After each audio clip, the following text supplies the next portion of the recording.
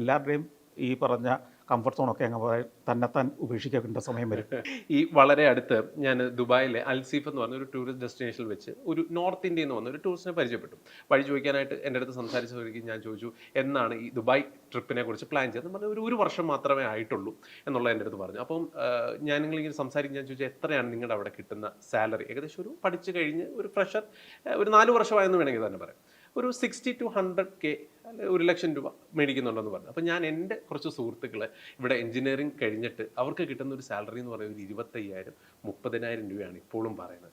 എന്തുകൊണ്ടാണ് ഇന്ത്യയിൽ തന്നെ ആ 2 സ്കെയിലിലേക്ക് നമ്മുടെ യൂത്തിന്, കാരണം ഒത്തിരി സാർ തന്നെ പറഞ്ഞിട്ടുണ്ട്, നമ്മുടെ വാസ്തവമായിട്ടുള്ളൊരു കാര്യമാണ് യൂത്ത് മൈഗ്രേറ്റ് ചെയ്ത് പോകുന്നു എന്നുള്ളൊരു കാര്യം. എന്താണ് നമ്മുടെ നാട്ടിൽ തന്നെ അങ്ങനെ ഒരു വ്യത്യാസത്തിലേക്ക് വരുന്നത്? അല്ല, വ്യത്യാസത്തിൻ്റെ കാരണം ഇപ്പോൾ നമ്മളുടെ എല്ലാ കാര്യത്തിനും പൊതുവേ കോസ്റ്റ് കുറവല്ലേ ഇന്ത്യയിൽ? എല്ലാത്തിനും അല്ലേ? കർഷകർക്ക് കിട്ടുന്ന ഉൽപ്പന്നത്തിൻ്റെ വില എങ്ങനെയാണ്? ഇപ്പോൾ ഒരു എംപ്ലോയിഡ് ആയ ഒരു ചെറുപ്പക്കാരൻ്റെ കാര്യമേ പറയുന്നുള്ളൂ. ഇതേപോലെ തന്നെ എല്ലാ മേഖലയും പ്രവർത്തിക്കുന്ന ഒരാൾക്ക് ഒരു ദിവസം എത്ര പൈസ കിട്ടുന്നുണ്ട്? ഗോതമ്പ് ഉൽപ്പാദിപ്പിക്കുന്ന ഒരു കർഷകന് ഗോതമ്പിൽ 1 കിലോയ്ക്ക് എത്ര കിട്ടുന്നുണ്ട്? അമേരിക്കയിൽ ഒരാൾക്ക് കിട്ടുന്ന അത്രയും കിട്ടുന്നുണ്ടോ? ഇല്ല. യൂറോപ്പിൽ ഒരാൾക്ക് കിട്ടുന്ന കർഷകന് കിട്ടുന്ന അത്രയും കിട്ടുന്നുണ്ടോ? ഇവിടുത്തെ ഒരു ടാക്സി ഡ്രൈവർക്ക് മിച്ചം വീട്ടിൽ എത്ര കൊണ്ടുപോകുന്നുണ്ട്? അത് യൂറോപ്പായിട്ട് കമ്പയർ ചെയ്തിട്ടുണ്ടോ? അപ്പോൾ ഈ എഞ്ചിനീയറിനെ മാത്രം കമ്പയർ ചെയ്താൽ പോരാ, എല്ലാവരുടെയും കമ്പയർ ചെയ്യണം. എല്ലാവർക്കും ഇതേ പ്രശ്നമുണ്ട്. അപ്പോൾ നമ്മൾ കൺസ്യൂമേഴ്സ് ആയിരിക്കുന്ന നമ്മൾ എന്തെങ്കിലും ഒരു സാധനത്തിന് വില കൂടുമ്പോൾ, പാലിന് വില കൂടുമ്പോൾ നമ്മൾ പരാതിപ്പെടുകയും ചെയ്യും. എന്നാൽ കർഷകന് പാലിന് വില കിട്ടുന്നില്ല എന്നും നമ്മൾ അതേ സമയത്ത് തന്നെ പരാതിപ്പെടും. ഇതെല്ലാം ബാലൻസ് ചെയ്ത് പോകണമെങ്കിൽ എല്ലാവരും കുറേശ്ശെ കോംപ്രമൈസ് ചെയ്യേണ്ടി വരും. നമ്മൾ കുറച്ച് പൈസ കൂടുതൽ മുടക്കിയെങ്കിൽ മാത്രമേ കർഷകന് കുറച്ച് കൂടുതൽ കിട്ടുകയുള്ളൂ. ഇത് പാല് വാങ്ങുന്നവരും അറിയണം. ഇങ്ങനെയാണ് എക്കണോമി ചലിക്കുന്നത്. അല്ലാതെ ഒരറ്റത്ത് നമ്മൾ ആഗ്രഹിക്കുന്നിടത്തെല്ലാം ശമ്പളം കൂടുതൽ കിട്ടുകയും നമ്മൾ ആഗ്രഹിക്കുന്നിടത്തെല്ലാം പ്രോഡക്റ്റിന് വില കുറഞ്ഞു കിട്ടുകയും വേണമെന്ന് ആഗ്രഹിക്കുമ്പോഴാണ് ഈ കുഴപ്പം. ഇംഗ്ലീഷ് ഹൗസ് കേരളത്തെ ഇംഗ്ലീഷിൽ സൂപ്പറാക്കുന്നത് ഇവരാന്നേ. വാട്സാപ്പിലൂടെ കേരളത്തെ ഇംഗ്ലീഷിൽ സൂപ്പറാക്കുന്നത് ഇംഗ്ലീഷ് ഹൗസ്. ഇപ്പം സഞ്ചരിച്ച കുറെ 130 രാജ്യങ്ങളോളം സഞ്ചരിച്ചിട്ടുണ്ടെന്ന് ഞാൻ കേട്ടിട്ടുണ്ട്. അപ്പം ഈ പാസ്പോർട്ടിൽ അത്രയും രാജ്യങ്ങളിലെ ഈ വിസയും സ്റ്റാമ്പ് ചെയ്ത് ആരിലും കണ്ടിട്ട് ഞെട്ടിട്ടുണ്ട്, ഇത് എത്ര വിസയാണ് എന്നുള്ളൊരു നിലയിൽ. അങ്ങനെയൊന്നുമില്ല, കാരണം ഇവർ സ്ഥിരം കാണുന്നില്ല, അവരുടെ ജോലി അതല്ലേ. ഇപ്പോൾ സർജറി നടത്തിയിട്ട് ഇത് തുറന്നു നോക്കിയിട്ട് ഏതെങ്കിലും ഡോക്ടർ ഞെട്ടാറുണ്ടോ ഇത്രയും കുടൽ ഇതിനകത്തുണ്ടോ? അവർ സ്ഥിരം ചെയ്യുന്ന പണിയാണ്. അപ്പോൾ അത് എന്ന് പറഞ്ഞ പോലെ എമിഗ്രേഷൻ ഇരിക്കുന്ന ഉദ്യോഗസ്ഥൻ ഇതിലേക്കായുള്ള എത്രയോ വലിയ പാസ്പോർട്ടുകൾ കണ്ടിട്ട് അവരോട് ഇരിക്കുന്നു. ഈ പോയ രാജ്യങ്ങളിലും ഞാൻ ഇപ്പോൾ 130 അല്ല, ഇപ്പോൾ 142 രാജ്യം കഴിഞ്ഞു. ഇത് കഴിഞ്ഞ വർഷത്തെ വിക്കിപീഡിയ വിവരമായിരിക്കും. ശ്രീകണ്ഠൻ സാർ ഈയിടെ ഒരു ഇന്റർവ്യൂവിലും പറഞ്ഞു അത് കുറേ കാലം മുമ്പ് ചെയ്തത് 130. അപ്പം എൻ്റെ മനസ്സിൽ 130 142 അധികം കഴിഞ്ഞിരിക്കുന്നു. ഇപ്പോൾ അധികമില്ല, 142 കൃത്യം കഴിഞ്ഞിരിക്കും. അപ്പോൾ ഈ പോയ എല്ലാം കൃത്യമായ കണക്കുള്ളതാണ്. അത് തന്നെയാണോ ആ ഒരു വിജയത്തിന്റെ രഹസ്യം?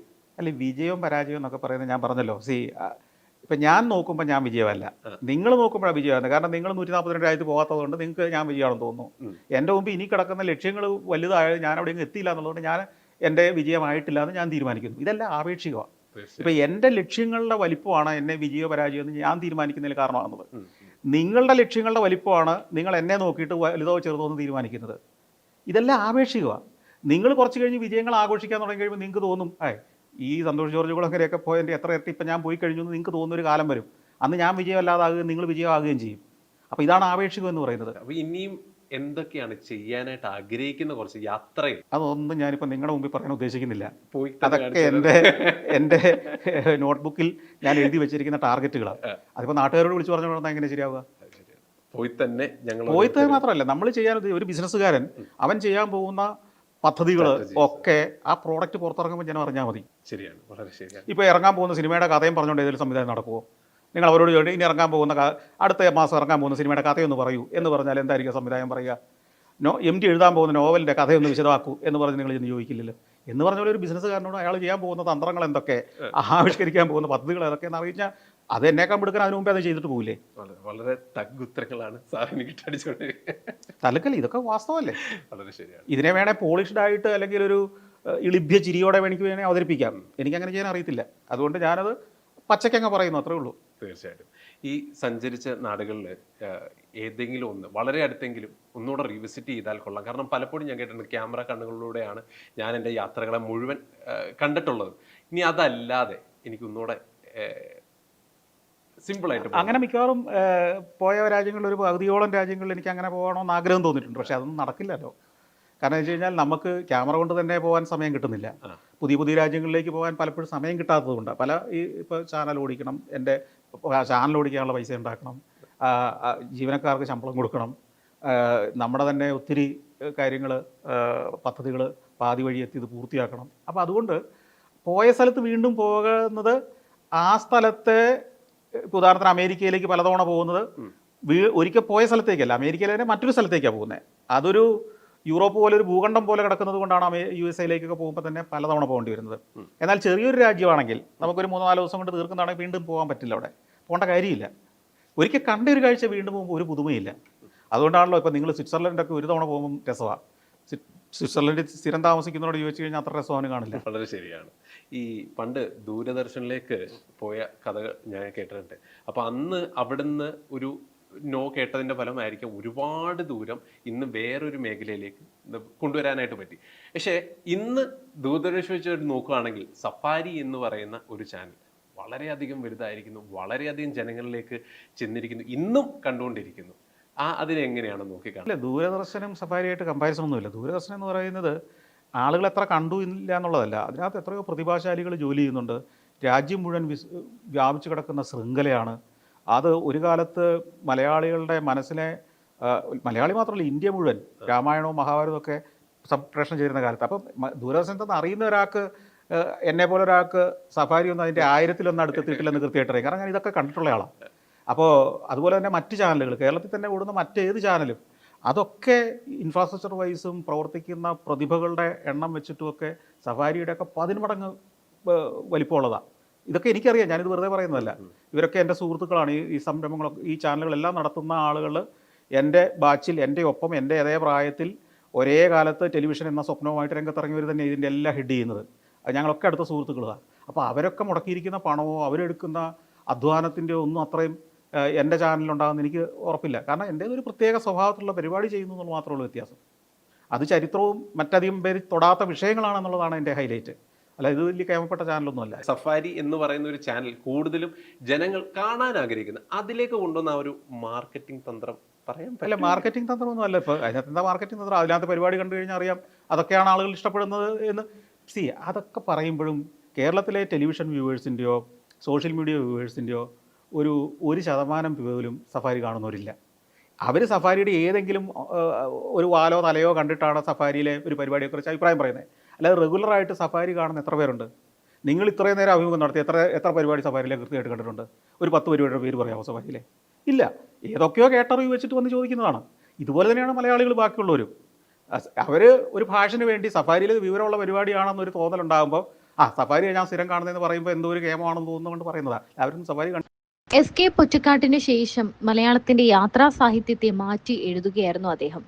അതുവരെ ലിഖിത രൂപത്തിലായിരുന്ന സഞ്ചാര സാഹിത്യത്തെ ദൃശ്യങ്ങളിലേക്ക് പരിവർത്തിപ്പിക്കുകയും ഒരു ഡോക്യുമെന്ററിയുടെ ആധികാരികതയും വിശദാംശങ്ങളും അതിന് നൽകുകയും ചെയ്തു. 151 രാജ്യങ്ങൾ സന്ദർശിച്ചു കഴിഞ്ഞ സന്തോഷ് ജോർജ് കുളങ്ങര 10 ജന്മത്തിൽ ചെയ്യാനുള്ള കാര്യങ്ങൾ ചെയ്തു കഴിഞ്ഞെന്നും സന്തോഷ് ജോർജ് പറയുന്നു. അതുമായി ബന്ധപ്പെട്ടായിരുന്നു പല കാര്യങ്ങളും അദ്ദേഹം പറഞ്ഞത്. മലയാള ടെലിവിഷൻ പ്രേക്ഷകരുടെ പ്രിയപ്പെട്ട പരിപാടികളിൽ ഒന്നാണ് സഞ്ചാരം. ലോകരാജ്യങ്ങളെ മലയാളികൾക്ക് പരിചയപ്പെടുത്തിയ പ്രോഗ്രാമിന്റെ അമരക്കാരൻ സന്തോഷ് ജോർജ് കുളങ്ങരയാണ്. കേരളത്തിലെ ടെലിവിഷൻ ചാനലുകൾക്കും മലയാളികൾക്ക് മൊത്തത്തിലും യാത്ര ചെയ്യാൻ പ്രചോദനമായ സഞ്ചാരത്തിന്റെ ആരംഭത്തിന് ഒരു മമ്മൂട്ടി കണക്ഷൻ ഉണ്ടെന്ന് സന്തോഷ് ജോർജ് കുളങ്ങര പറഞ്ഞിരുന്നു. മമ്മൂട്ടി കാമിയോ വേഷത്തിലെത്തിയ ചത്ത പച്ച സിനിമയുടെ സക്സസ് മീറ്റിൽ വെച്ചാണ് സന്തോഷ് ജോർജ് കുളങ്ങര ഇക്കാര്യം പറഞ്ഞത്. ചത്ത പച്ചയുടെ നിർമ്മാതാവായ ഷിഹാൻ ഷൗക്കത്തിന്റെയും നടനായ ഇഷാൻ ഷൗക്കത്തിന്റെ പിതാവായ ഷൗക്കത്തിനെ കുറിച്ചെല്ലാം അന്ന് സന്തോഷ് ജോർജ് കുളങ്ങര പറഞ്ഞു. സഞ്ചാരം ആരംഭിക്കുന്നതിന് പ്രകടമല്ലാത്ത കാരണക്കാരനായ ഒരു വലിയ മനുഷ്യൻ എൻ്റെ മുന്നിലുണ്ട്. അത് മമ്മൂക്കയാണ്. അദ്ദേഹത്തിന് പോലും അറിയാത്ത കാര്യമാണ്. മമ്മൂക്കയ്ക്ക് വേണ്ടി കൊണ്ടുവന്ന ക്യാമറയെക്കുറിച്ച് ഷൗക്കത്ത് നേരത്തെ വേദിയിൽ പറഞ്ഞല്ലോ. ആ ക്യാമറ വഴിതെറ്റി എൻ്റെ കയ്യിൽ വന്നു. അത് വെച്ചാണ് ഞാൻ എൻ്റെ സഞ്ചാരം ആരംഭിച്ചത്. വർഷങ്ങൾക്ക് മുൻപ് സഞ്ചാരത്തിന്റെ തുടക്ക നാളുകളിലാണ് ലെൻസ്മാനിലാണ് അന്ന് എഡിറ്റ് നടക്കുന്നത്. സീരിയലുകളുടെ എഡിറ്റിനിടയിൽ സമയം കിട്ടുമ്പോഴാണ് സഞ്ചാരം പോലെ ദുർബലമായ പരിപാടിക്ക് അവസരം കിട്ടുക. ഒരു ദിവസം ഞാൻ പതിവ് പോലെ ആ സമയത്തിനായി സ്റ്റുഡിയോയ്ക്ക് പുറത്ത് വരാന്തയിൽ കാത്തിരിക്കുകയാണ്. അപ്പോൾ ഷൗക്കത്ത് വന്നിട്ട് അന്ന് ലഭ്യമായ ഏറ്റവും ലേറ്റസ്റ്റ് മോഡൽ ക്യാമറയെക്കുറിച്ച് പറഞ്ഞു. ആ ക്യാമറയുടെ ഗുണങ്ങളും അത് ജീവിതത്തെ മാറ്റിമറിക്കാൻ പോകുന്നത് എങ്ങനെയായിരിക്കും എന്നെല്ലാം വിശദീകരിച്ചു. അങ്ങനെ ഒരു ക്യാമറ സ്വന്തമാക്കാനുള്ള അവസരം വന്നിട്ടുണ്ട് എന്നും പറഞ്ഞു. എല്ലാം പറഞ്ഞു കഴിഞ്ഞതിന് ശേഷം അവസാനമാണ് ആ ക്യാമറ ഇപ്പോൾ തന്റെ കയ്യിലില്ലെന്നും അത് തിരുവനന്തപുരം എയർപോർട്ടിൽ പിടിച്ചു വെച്ചിരിക്കുകയാണെന്നും പറയുന്നത്. കേരളത്തിൽ ആദ്യമായി എത്തിയ DV ക്യാമറ ആയിരുന്നു അത് മമ്മൂക്കിക്ക് വേണ്ടി കൊണ്ടുവന്നതായിരുന്നു.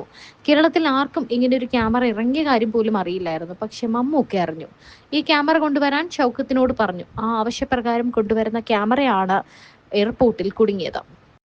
എയർപോർട്ടിൽ ക്യാമറ ഇറക്കണമെങ്കിൽ ഇത്ര പൈസ വേണം, അത് എടുക്കാനുണ്ടെങ്കിൽ നമുക്ക് ക്യാമറ ഇപ്പോൾ കൊണ്ടുവരാം. ഞാനും ഷൗക്കും കൂടി തിരുവനന്തപുരത്ത് പോയി ഒരു ദിവസം അധ്വാനിച്ച് ക്യാമറ പുറത്തിറക്കി. പിന്നീട് ആ ക്യാമറ മമ്മൂക്കിയിലേക്ക് പോയില്ല, അത് എൻ്റേതായി മാറി. ആ ക്യാമറ കയ്യിൽ കിട്ടി 1 മാസം കഴിഞ്ഞപ്പോൾ ഞാൻ നേപ്പാളിലേക്ക് പോയി. അക്കാലത്ത് വലിയ ക്യാമറ യൂണിറ്റിനൊപ്പം 6-7 പേരെയും കൂട്ടി സഞ്ചാരം പോലെ ഒരു പരിപാടി ഷൂട്ട് ചെയ്യാനായി പോകാനാകില്ല. DV ക്യാമറ പക്ഷേ വളരെ കോമ്പാക്റ്റ് ആണ്, തനിക്ക് എല്ലാ കാര്യങ്ങളും തനിയെ ചെയ്യാനാകും. അങ്ങനെയാണ് സഞ്ചാരം എന്ന നമ്മളെല്ലാവരും മനസ്സും കണ്ണും എല്ലാം നിറഞ്ഞു കണ്ട പരിപാടി യാഥാർത്ഥ്യമാകുന്നത്.